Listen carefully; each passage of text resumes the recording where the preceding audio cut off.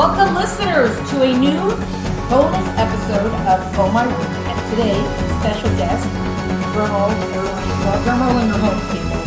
We have with us today Jessica Freeburg. And first of all, Jessica, welcome.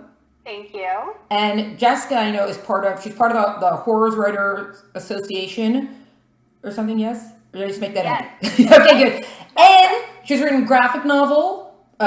That was with J. Asher Piper, and then she's got a bunch of other books, and she's got all the ghost stuff going on. So this is actually going to be great for us because the last horror writer we spoke to was Jonathan Jans, and that's, listeners, go back to episode 15.5 to hear about that. So horror is totally out of my wheelhouse, so I'm glad to have you on. Thanks for having me. I'm excited to be here. It should be fun. So let's dive in and just start from the beginning. How do you go from being, this wonderful person walking around in your life one day, and then all of a sudden now you're an author? How did we make that leap? However long or short you want to make, you want to go into that. Yeah, I feel like I've had a long, convoluted journey to becoming an author.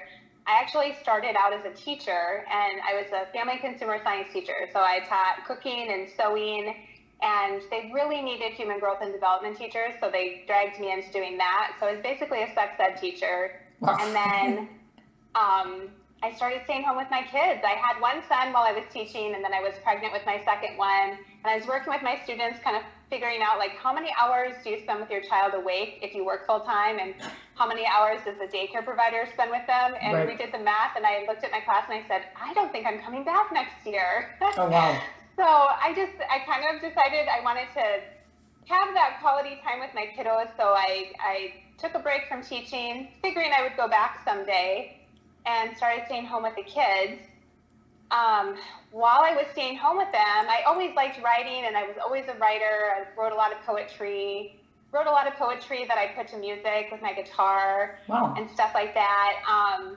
So I started just trying to write poetry and children's books, thinking I would be a picture book writer. Yeah. And I sold a couple poems actually, to some children's magazines, and that kind of kept me going. It was like those little bits and pieces that made me feel like a true writer, because I got paid, I think, like $50 for the poem, and I was super excited. And I joined a group called the Society of Children's Book Writers and Illustrators. They have chapters all over the world, and I jumped right into that and started volunteering. I became the assistant regional advisor for the state of Minnesota. Wow. And just became super involved in that professional writers organization. I really recommend to anyone wanting to be a writer to get involved in any type of writers organization or group that you're able to do, just for the learning and the camaraderie and learning about craft, because it is such a unique industry, and it can be confusing. There's a lot of ins and outs that people don't tell you about or don't know about. So right. It's good to connect with people there. So I did that for about 10 years. During that time, I just kept on writing. I went to writers' conferences through that organization, had my work reviewed every chance I got by editors and agents.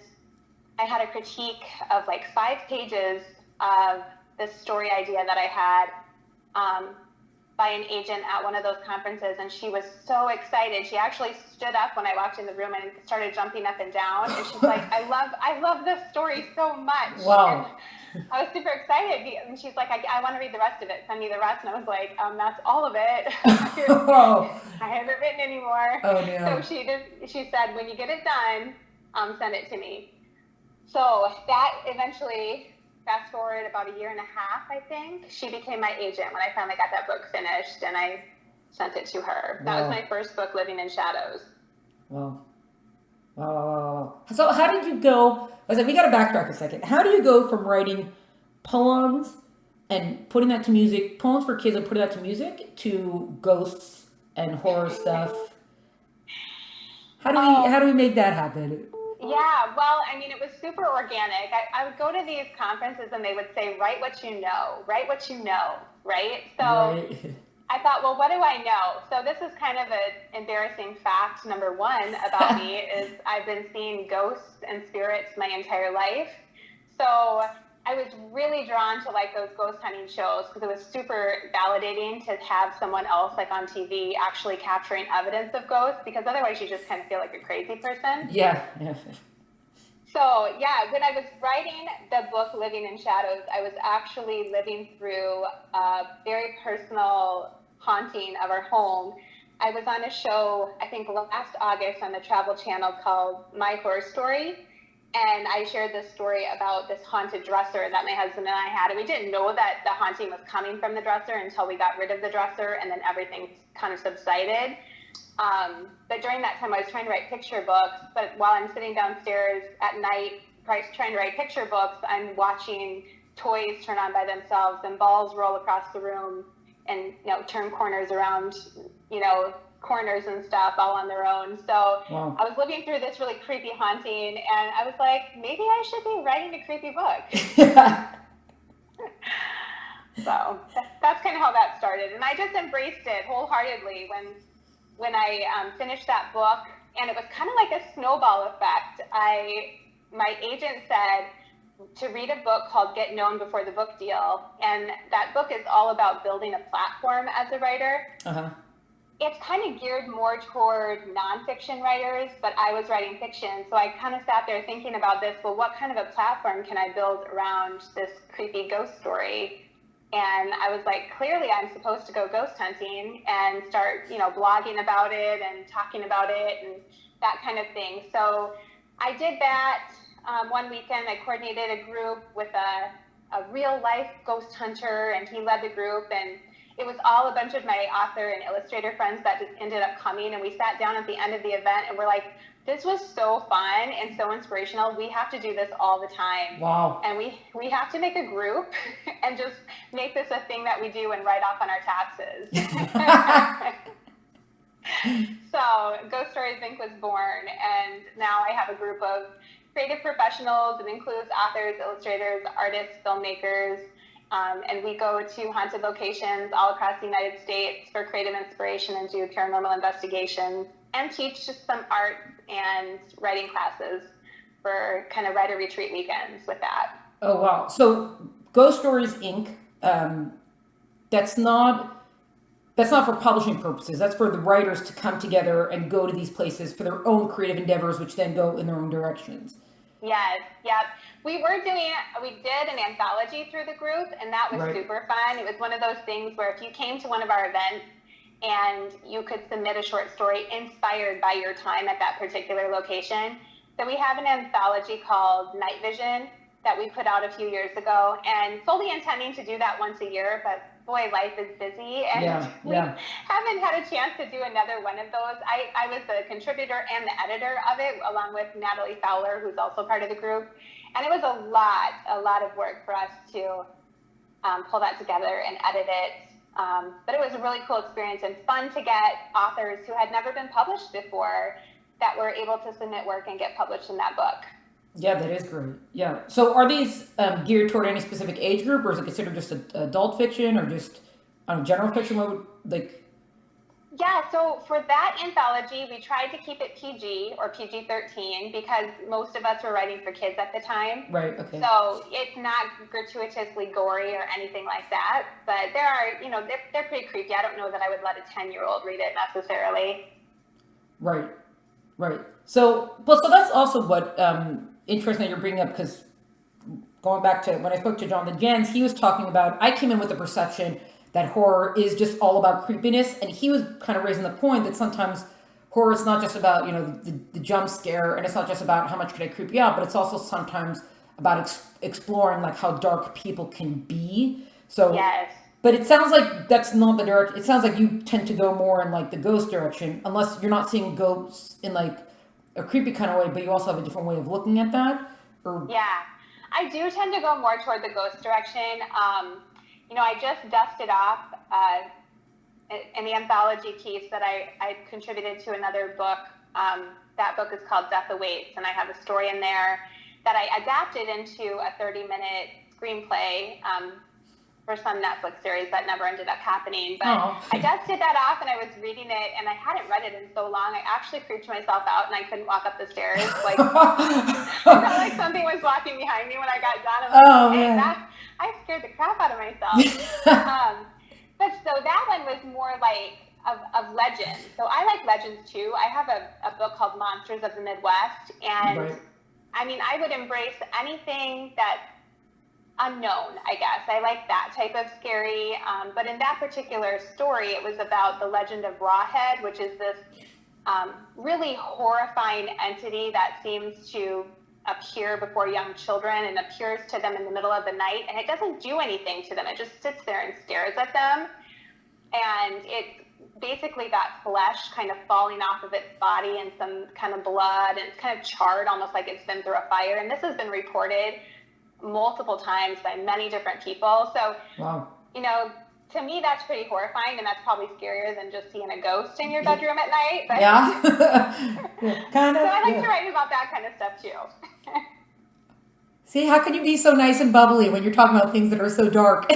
No, that's what everyone says. I used to do a show called Darkness Radio that was on the radio for years. I was only on it for a little while, but I think they had that show going for about 10 years. It's a podcast now. But I did the paranormal news, and I learned so much from those guys, Dave Schrader and Tim Dennis. They're a wealth of knowledge, and there's just so much interesting kind of unknown stories out there, you know, that people want to talk about because they've had these experiences. And like I said, you feel crazy if you don't think anyone else is having these experiences. Yeah, well, it almost sounds like you have your kind of like niche group, but it's not like for people. Like, it's almost in a way it is a specific audience, but also not at the same time. So yeah, that's sort of what it sounds like. Well, how much? How much of it also is that it's just that, you know, there's amount of seriousness that you're going to have toward it. You know, if you're seeing this and this is something you fully believe in, so you are going to have a, you know, X amount of seriousness toward it. But how much of it is also just because it's like fun and you're going to get a kick out of it, or like that element doesn't really come into play over here? Oh, I think it's both for me. I mean, I find it fascinating. I find it really intriguing. I'm really a history nerd and a research geek. If you look at the books that I've written, a lot of them are just history books, but I only take history opportunities to write history books that are dark pieces of history. So I've written a book about the Holocaust for kids. I've written about the Titanic sinking. I wrote about Jamestown, which I didn't know was as dark as it was until I started researching it and found out that they actually ate each other to survive. Oh, God. Oh, yeah, so yeah. I love history, and I find just the research piece of it really fun.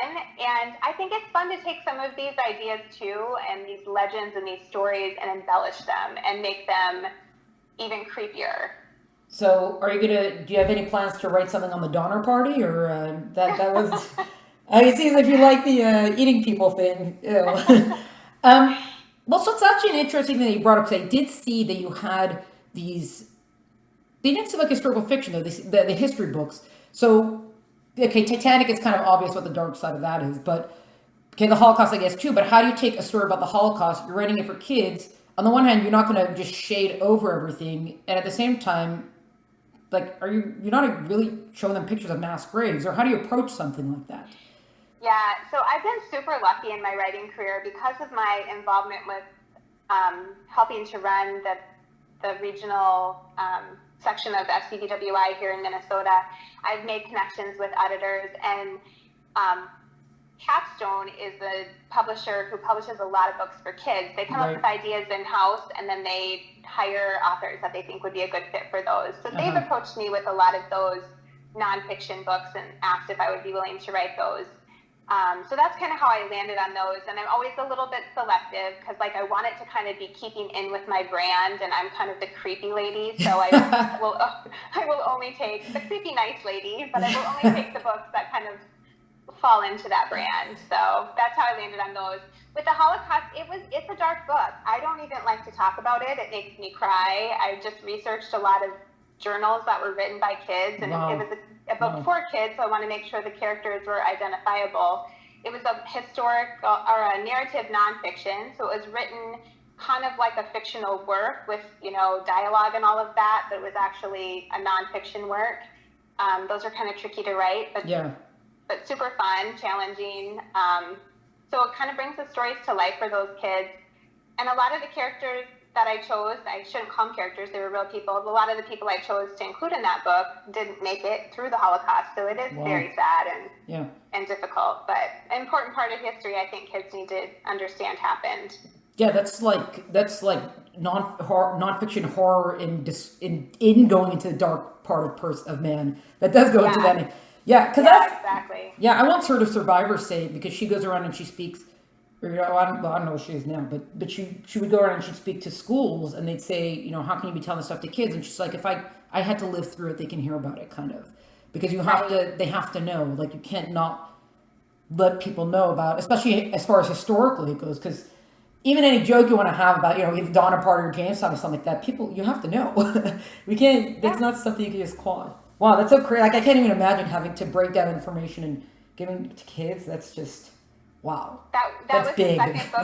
the second book I wrote, and I was completely overwhelmed by it. I cried the whole time I was writing it. I drank a lot of wine. I hate to admit, I drank a lot of wine and cried while I wrote a children's book. Yeah, oh man. Well, how much, especially when it's, well, I guess I know you can only speak to your experiences, but when a company is coming to an author and saying, hey, this is the idea that we have for the book, do you want to write it? How much are they just pitching that? Or is it like the opposite, that they're pitching the idea to you and then you have a broad, open, way they could go about it? Or are they very specific in their guidelines of what they want from you? Well, it varies. So I think with Capstone, they tend to be a little bit, they have more structure, and because they're typically creating a series, and they'll ask you to write 1 or 2 or however many books in that series. So they want to keep it formatted very similarly throughout the series. For other books like The Monsters of the Midwest, that was another book that I was approached by a publisher, and they asked if I would be willing to write that. And that was a lot more, I wouldn't say loosey-goosey, but we had a little bit more wiggle room with that. So it just depends on the situation. Wow. I actually just thought of this. With Ghost Stories Inc., how many, have you been to almost everywhere in the U.S. that they have, like, you're the one that when you go to, like, Savannah, they're like, the Ghost Tour Savannah, that's your group takes that tour. Of course. So have you been able to travel to most states like that? Or do some states have more, quote unquote hauntings than other states? Like, are there some hot spots? I would say there are a lot more states I'd like to go to, and I feel kind of cheated because, I have 3 kids, and I shouldn't say it in that order. I don't feel cheated because I have 3 kids, right. But I have 3 children, and one of my children does professional theater, and her schedule is completely insane. Wow. And I always feel like I don't want to put that on anyone else. So when I'm traveling to speak, I'll go to all of these awesome places. Like, I was in Georgia, and I wasn't far from Savannah, and I wanted to go so bad and take it in and do a ghost tour. Instead, I was there for one night. I got there an hour before I had to speak to the kids. I took a very early flight from Minnesota to get there. I did my hair in the bathroom at the school. That's how early it was. Wow. And then I had dinner with the faculty. I did have them take me to a super cool, creepy graveyard and church that had like a baptismal well outside. Okay. That was super cool and creepy. That was kind of inspiring an idea that I was working on with Jay Asher. We were working on another idea. Oh, nice. But I didn't get to go to Savannah because I had to get up in the morning and catch a flight home. So I've been to all these awesome places, and I'm usually like in and out so fast to do my speaking thing and leave. But yeah, we've been to we've been to LA. We did a lot of places that were kind of centered around the Manson murders. That was fascinating. We kind of tromped around out in the wilderness and found Spawn Ranch, where Manson and his followers were living during that time period. Super cool. Just very surreal moment when we actually walked upon the space and we realized that's where they lived, and he plotted out these horrible crimes. Wow. Yeah. And then we've done some places in New York. The Morris Jamal Mansion was a really cool spot that we investigated. But a lot of us are kind of Minnesota based, so we do tend to kind of stick around this area quite a bit more than probably we would like, just because life being so busy. Yeah. And we all have children. Yeah. But we go to the Palmer House Hotel in Sac Center, Minnesota a lot. We do a lot of events there. If you ever have a chance to kind of Google that and watch some things about that, we have one actually connected to the Ghost Stories Inc. website. I think it might be called the Ghost Boy or something to that effect, but we caught some incredible evidence of paranormal activity, and it's on YouTube, but I think it's linked to my Ghost Stories Inc. website. Oh, well, that's, one day you'll all eventually get to go. The investment that you're choosing now is probably way more worth it than just a ghost tour. So investing in the children, Well, so that's actually, now that you met with paranormal activity, is that, when a new ghost or horror film comes out, are you guys all lined up at the box office and like sleeping in line the night before? Or do you all have your no, we really watch rom-coms when we're not writing horror stories? It's so funny because I feel like I should know all the good horror movies Right. and all the good scary books. I don't. I feel like I don't have the time to just sit down and enjoy those things like I wish I did. Partly because I have 3 kids and one of them's still pretty small, so I can't just sit down and watch a horror movie and have her hearing the gory sounds of it in the background. Yeah. When she's older, though, man, I'm just going to binge watch horror movies. Are your kids like, yeah, that's my mom, she's the creepy lady? Or they're all on like, yeah, it goes, they're all on board with you with that? They're very supportive. They're not too embarrassed of me anymore. But anymore. Well, just to finish that off, and then I want to ask about the graphic novel and the collaborating.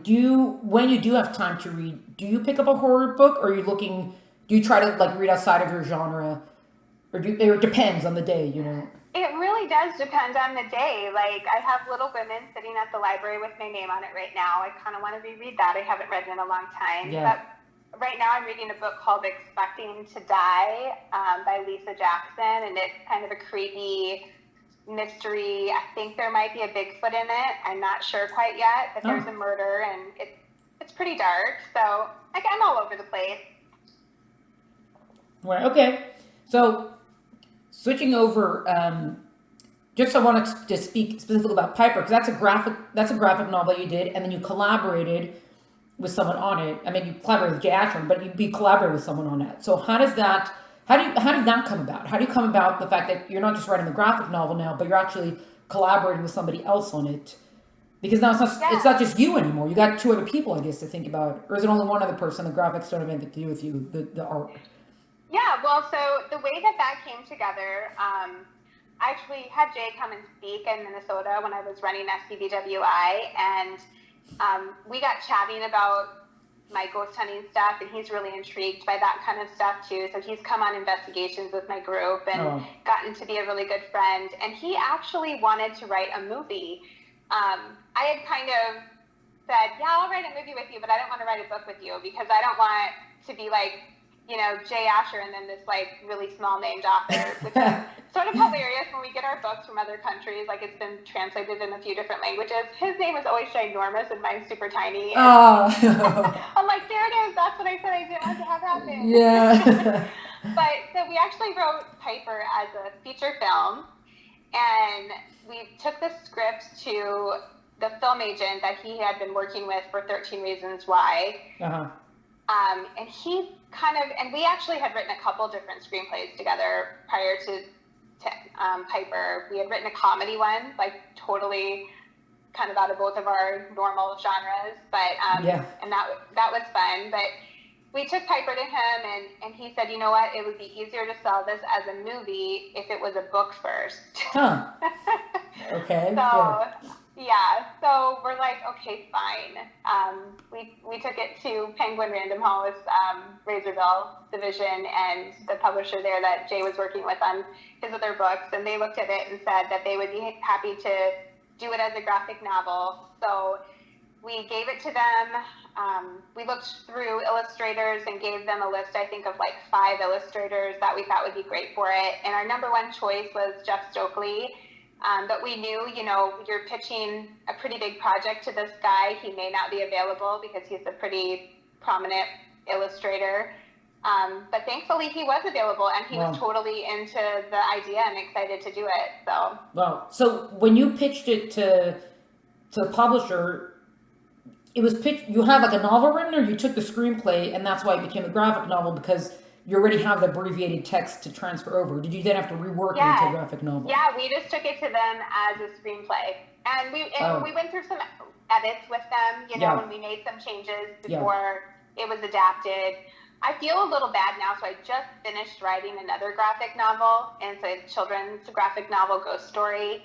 And I did all of the right things in it. I had, the illustrator direction and the scenes broken down by panels. But when we did Piper, we had no panels broken down. We didn't have any of that. We just handed Jeff Stokely a movie and said, "Here, make this a book." Which shows how talented he is, obviously. Yes, and he actually said he loved that. He had a lot of fun. He had adapted a Jim Henson screenplay prior to doing ours, so he had experience doing that. But so how did that? I know this is going to be a unique experience, but how does the collaboration work? Insofar as, you write this line, I write this line, and you write X, and I'll go through it, and then I'll write X. Or this is the idea we're doing, and when you don't agree on an idea for the direction, how did that all work out? Yeah, so we plotted it out. We did a screenplay outline, and then we kind of shot that back and forth with each other until we got it hammered away into a space that we liked. And then we just picked sections and started writing it and then shooting it back and forth to each other with free range to make any changes we wanted without asking. Right. And then we'd shoot it back to the other person. Sometimes I wouldn't even notice the changes that were made, but I know that there were changes made, but they all blended really nicely, so they didn't stick out to me. Sometimes there were big things that we wanted to do differently, and we just hashed it out over the phone. I think you have to collaborate with someone that you're super comfortable with so that you can tell them that their work is crap, and they can tell you that your work is crap, and you don't feel bad about yourself. Yeah. Well, you would assume that that you're working together because you trust and believe in each other's talent, and not just because it was convenient in the moment or something. Yeah, definitely. And I collaborated with another person, my good friend Natalie Fowler, on the Monsters of the Midwest book too. And I don't know, I love collaborating. I think it's a ton of fun, and I feel like it just brings out. It takes an idea and it makes it even better because, you've got two minds thinking of it in a different way, two creative people kind of brainstorming together. I think it's a lot of fun. Wow. So this is kind of just a half serious question. Would you say you spend more time hashing out the story or actually writing the story? Well, it feels like when you're hashing it out that it's going to take forever. I think once you get it hashed out, it writes itself pretty fast. I think Piper only took us 3 months from start to finish to write. Oh, wow. Yeah, that's pretty good. But because I guess also when you speak about it enough, you're almost giving yourself the words that you're going to need to actually write down almost, instead of, when you're sitting down and you're just writing the story, and you got to start thinking about it because you didn't really talk it through yet to find those words yet. I guess that makes sense. Yeah. And I think a lot of the stuff that took a long time was kind of the research because it was historical. You wanted to get those bits of history accurate. Right. So asking about that. So Piper is based on the Pied Piper legend, right? But if you go back and look at the original, there's not that much. And I'm only saying that because I mentioned to you before that I just finished writing something also that it's more inspired and based on the Pied Piper than actually like a rewrite of the Pied Piper. But when I went to look, I was surprised at how much there wasn't on it. It just seemed like there were just a few tales and accounts or like some stained glass windows or something, and not more than that. So how much of that you're like, okay, we got to make sure that because there's only 5 facts, we got to get those 5 facts in, or how much of it is like, this is a general idea, we're just, let's just do something new. So when you look at the beginning of our graphic novel, Piper, I wish I had it in front of me because I don't remember details super well, but there's actually something in the historical records of Hamelin, Germany. Yep. And it's written out about when the children went away, that the Piper came to town and the children followed him and never came back. And I believe it was a quote from like the friar's mom. So it was a very like respected woman who was telling this thing that happened. So it's based on something that really happened in Hamelin, but nobody really knows what it was, if the kids were taken off for the Crusades or disease or something. Nobody really knows. So that was kind of the piece of history that we knew about the legend. The other things that we were really researching were the details of that time period and just wanting to make sure that we didn't kind of pervert what would have actually been in that time period. So like we have a scene toward the end where the piper plays an organ of some sort, like a piano thing. Yeah. And we found in our research that the first organ like that didn't actually exist for another 100 years. Oh. And so we're like, okay, well, how do we get rid of that? We need it. It's super important to this part of the story. And so we burnt it down so there would be no remains of it. So we're like, okay, there, it's gone. That's something that people don't think about, because you usually tend to mush all the Middle Ages, all historical stuff between like 1100 and I feel like almost 1600 gets mushed into the same category. And there's a lot of years in between there. A lot of things happen in that time. And a lot of people wouldn't notice it. I mean, probably no one would have ever thought twice about it except for Jay and I. We would have been like, that's not historically accurate. Right. Well, now you're definitely going to look out for it. Yeah. You're going to be the ones reading some like highly praised book. And you're like, but there's an organ in there and there shouldn't be. So I got questions about the story now. That didn't exist for another 20 years. Yeah. And then what's that? So that one also is a young adult, right? That's a... Yep. That's young adult. So, and then it is also considered horror, or what is it considered? Or just graphic novel, or what is it considered? I don't know if it would be classified into horror. I think it might qualify as horror because it's a creepy legend. Right. I feel like that net can cast pretty wide to be part of the Horror Writers Association of America. That qualified for that. But there's so many different kinds of horror. You know, you have the slasher horror, and then you have, you know, the Hill House horror, which is like my favorite kind of horror. Right, because I feel like also once something's like a fairy tale rewrite, it just becomes fairy tale rewrite. Like everything just like the retelling category is just like a catch-all category also. They'll just throw everything into it. Yeah, I guess that could happen. Okay, so just want to ask quickly about the Horror Writers Association. That's anybody who writes horror or wants to write horror can be part of that or is part of that. How does that one work? Yeah, you can be. There's a couple different levels of membership that you can have. I think there's an annual fee that I pay to be part of that. And then if you are published, you can have one level of membership, and if you're not published, you have another level of membership. But they have a magazine or a newsletter type thing that goes out. They have different competitions that you can take part in. It's just a community you can connect with. I wish it was a little bit more hands-on, like with conferences and things in my area. They had a regional, you know, Horror Writers of America in Minnesota. I'd love that, but they don't. Oh, they don't have regional chapters. No, I don't think they have one here. I think they have some in other areas. But I remember when I joined, I was like, I should offer to start the Minnesota one. And I'm like, oh, stop, crazy woman. You have 3 kids. You're too busy. You don't do that. So I haven't taken as much advantage of that organization as I probably should, or as would be beneficial to me. But I like getting the newsletters from them in my email. I like to read those. Yeah, that makes sense. Oh, I have one more question about the graphic novel. Did they show you any of the artwork before it went to print? Did you have any say over the artwork, or once you had chosen, said, I trust this illustrator, it was kind of like, okay, bye now, we're going to take care of the rest of it? Yeah, we were really lucky that we did have some say in that. They would send us kind of the sketches before they were colored in, and I know they sent us the cover and the characters that Jeff had kind of planned out, and we looked at the Piper, and I said, he doesn't look right. We both felt like he didn't look right. He kind of looked a little meaner than we wanted him to look. Right. And this is kind of an embarrassing admission number 2. When I was writing Piper, my daughter was in a show at the Guthrie Theater here in Minnesota, and the child wrangler, we call them, the people who took care of the kids backstage, the child actors. Right.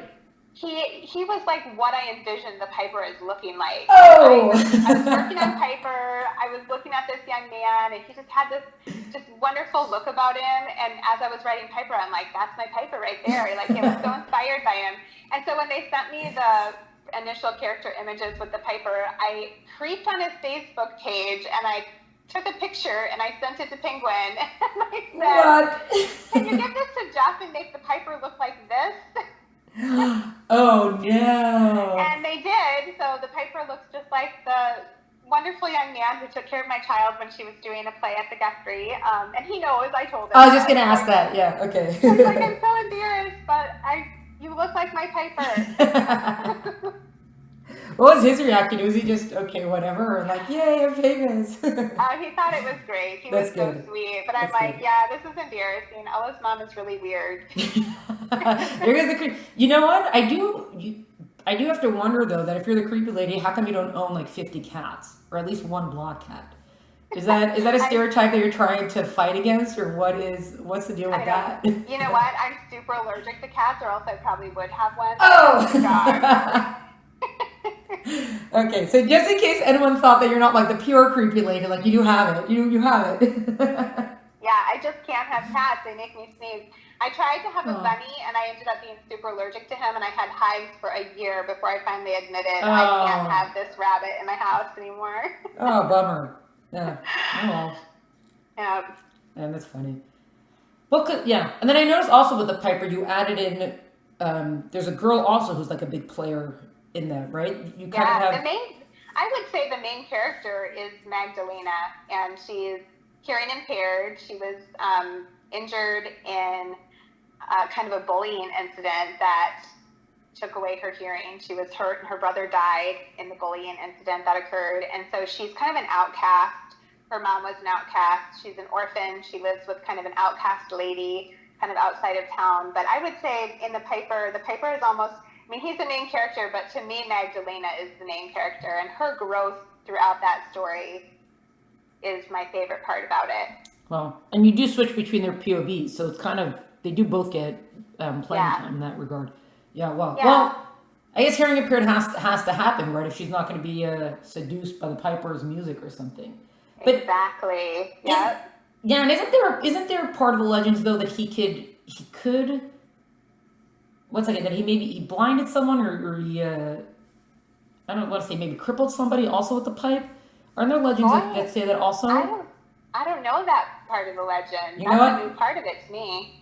You know what? I got to see if I made that up for my story, or if I actually based on something. Well, I like it. If you made it up, I think it's super cool.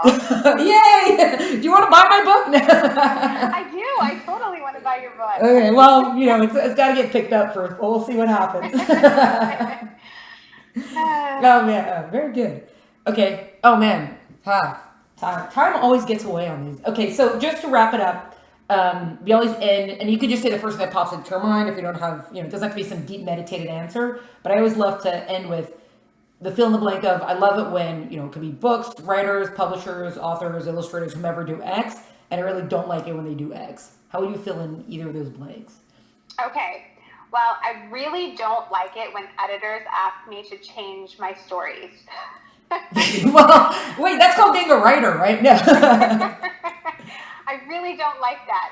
I'll tell you a little scenario. When we wrote Piper, there was a lot of crying on my end, and I hung up the phone, so I was professional about it, but then I called Jay back, and I was crying because they wanted us to change what happens to the children, and I was very upset about it. But on the same note, I would say I really like it when editors ask me to change my writing, because I feel like even though I was sobbing and swearing and hysterical over the change that they wanted made, when the book was finished, it was the right choice, and I would have never made that without them interjecting their thoughts. So that's great. But what's that? Are you making the distinction between changing the writing as in the wording versus the story, or you're saying it's the same on both angles? I would say both angles. I mean, because what they changed in the Piper, and I don't want to say too much because I don't want to give away anything, but it was a pretty major piece of the story, and I felt like they were ruining it. Wow. Okay.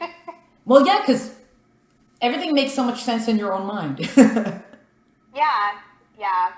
Well, I will say it was with the children. The children, I wanted all the children to die. Oh yeah, okay, creepy lady here. Yeah. So I was dark. literally crying. The children. No, we don't mean it like that. That's the legend. The children are gone. The children died. Yeah, that's actually a good point. That is the legend, right? but that was a little too dark, and so there were some changes made. But the way that the story ended up with that change that they asked us to make, I felt like it actually made that transformation of Magdalena at the end even more powerful. So it was a fantastic. good change. Yay, we love it when that kind of stuff happens. Yay. Yeah. Yay. Oh, very good. All right. Well, Jessica, thank you so much for your time. Thanks so much for being on the podcast. And this is great. Thank you so much. Yeah, thanks for inviting me. This is so fun. This was a bonus episode of Oh My Word Podcast. To find out more about Jessica and her work, please look at the link in the episode notes. To follow Oh My Word Podcast and see all the great things we're up to, follow us on Instagram at Oh My Word Podcast. Please visit eltenenbaum.com. Thanks for joining us. Catch you next time.